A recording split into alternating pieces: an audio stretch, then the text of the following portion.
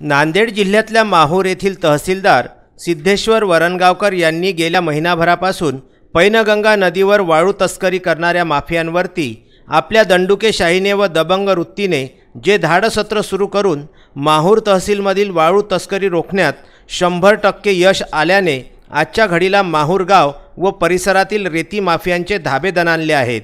26 मार्च रोजी VCN न्यूजची चमू वृत्तसंकलनासाठी रेणुकादेवी माहूरगड येथे जात असतानाच धनोडा गावानजीक मिळालेल्या माहितीनुसार लांजी गावानजीक शेतशिवारामध्ये तहसीलदार यांनी रेती तस्करीवर धाड टाकल्याचे कळताच VCN न्यूज अवघ्या 5 मिनिटात धाड टाकणाऱ्या शेतामध्ये पोचली। या ठिकाणी एक ट्रॅक्टर, एक टिप्पर, टोपल्या, पावडे, कुदळ अशी सामग्री सुद्धा जप्त केली गेली।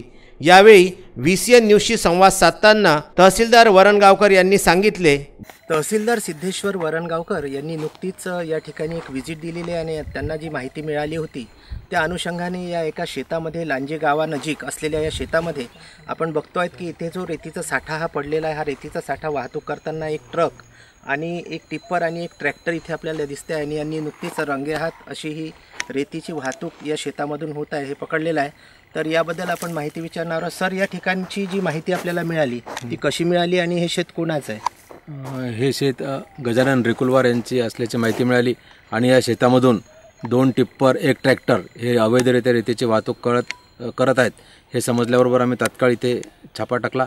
2 टिप्पर पळून गेले, एक टिप्पर आणि एक ट्रॅक्टर इथे घटनास्थळी रेती रिकामे करून उभे आहे आणि याबाबत आम्ही तलाठी यांचा एक्सप्लेनेशन घेत आहे। त्यानंतर शेतमालकाचा सुद्धा आम्ही याबाबत शेत जमिनीचा गैरउपयोग याबाबत पंचनामा करत आहोत। नेमका काही दिवसांपूर्वी 22 मार्चच्या मध्यरात्री जो आपण एक 10 चाकाचा ट्रक पकडला होता रेतीचा, ते शेत हेच होतं का? हो, ते हेच शेत आहे। त्यावेळेस इथला जो स्पॉटवर जो रेती साठा होता तो आता कमी झालेला आढळून येत आहे आणि त्याबाबत शेतमालकाचं स्पष्टीकरण आम्ही विचारलेलं आहे। ज्यावेळी 22 मार्चच्या मध्यरात्री तहसीलदार सिद्धेश्वर वरणगावकर आणि उपविभागीय पोलीस अधिकारी आसाराम जहारवाल यांनी या ठिकाणी छापा टाकला होता रात्री सुमारे 11:30 वाजताच्या दरम्यान आणि 1:30 ते 2:30 वाजताच्या दरम्यान हा 10 चाकी ट्रक त्यांनी तहसील कार्यालय येथे नेऊन उभा केला होता। तर त्यावेळी या ठिकाणीचं जे फुटेज VCN न्यूजला मिळालं होतं त्या फुटेजमध्ये इथे भरपूर रेतीसाठा हा उपलब्ध होता आणि आज नेमकी सगळी रेती जी आपण आता इथे बघतो आहेत की ही सगळी रेती खाली झालेली आहे। याचा अर्थ इथून रेतीची बऱ्याच प्रमाणात ही वाहतूक झालेली आपल्याला दिसत आहे आणि इथे असलेलं हे जे टिप्पर आहे आणि एक ट्रॅक्टर आहे त्यामुळे यातूनच ही वाहतूक होत असावी असा हा प्राथमिक अंदाज आहे। याच्यावर सर पोलीस काय नेमकी कार्यवाही करत आहे? पोलीस त्यांच्या पद्धतीने कार्यवाही करतील, परंतु या निमित्ताने मला आपल्याला आणि सर्व जनतेला माझ्या मनातली जी भूमिका आहे, माझ्या मनातली जी तळमळ आहे ती आपल्यासमोर आणायची आहे की जेव्हा आम्ही रेती माफियांवर कारवाई करतो तेव्हा हेच रेती माफिया तहसीलदार विरुद्ध चुकीच्या तक्रारी देतात, त्यानंतर तहसीलदारच्या बदलीसाठी प्रयत्न करतात। त्यांना कोणाचा तरी राजकीय वरदहस्त असतो, ते राजकीय व्यक्तीसुद्धा याच्यामध्ये इंटरफिअर करतात आणि प्रामाणिकपणे आमच्यासारख्या कार्य करणाऱ्या तहसीलदारला इथून कशा पद्धतीने बदलून टाकू या पद्धतीने ते धमक्यासुद्धा देतात।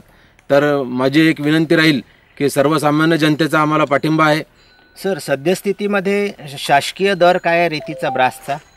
शासकीय दर जो आहे रेतीचा तो साधारणतः 2280 रुपये ब्रास आहे। 2280 रुपये ब्रासची शासकीय रेती ही विदर्भामध्ये किमान आजच्या सध्या परिस्थितीमध्ये किमान 7 ते 7,500 रुपये ब्रास या दराप्रमाणे सर्रास विक्री सुरू आहे आणि तरीसुद्धा रेती मिळत नाही आहेत, कारण विदर्भातले घाट यांचा अद्याप लिलाव व्हायचा आहे आणि विदर्भामध्ये रेतीची जी मागणी आहे ती अतिशय जास्त प्रमाणामध्ये आहे।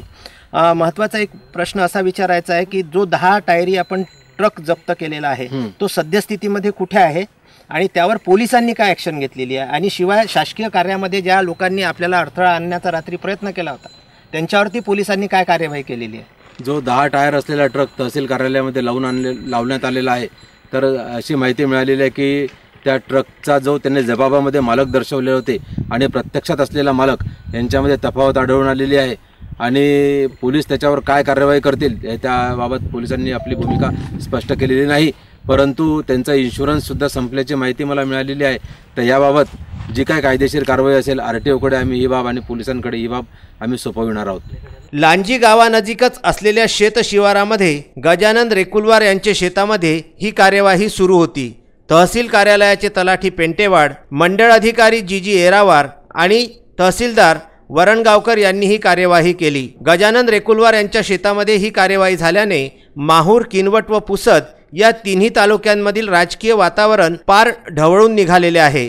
स्थानीय आमदारांचे अतिशय सलोख्याचे संबंध या परिवाराशी असल्यामुळे तहसीलदारांच्या या धडक कार्यवाहीचे सगळीकडे कौतुक होत आहे। काही दिवसांपूर्वी जिल्हाधिकारी अरुण डोंगरे यांनी माहूर येथे भेट देऊन राजस्व कर्मचाऱ्यांचे मनोबल वाढविल्यामुळे आता ही मंडळी हिमतीने कामाला लागलेली आहेत। मात्र पैनगंगेच्या कमाईवर म्हणजेच रेती तस्करीवर मोठी झालेली धेंडे आज स्थानीय राजकारणामध्ये पाय रोवून उभी आहेत। 22 मार्चचे मध्यरात्री तहसीलदारांनी 10 चाकांचा एक ट्रक जप्त केला होता। त्यावेळी 2 व्यक्तींनी शासकीय कार्यामध्ये अडथळा आणण्याचा प्रयत्न केला होता। त्यांचे फोटो सुद्धा VCN न्यूजने दाखविले होते।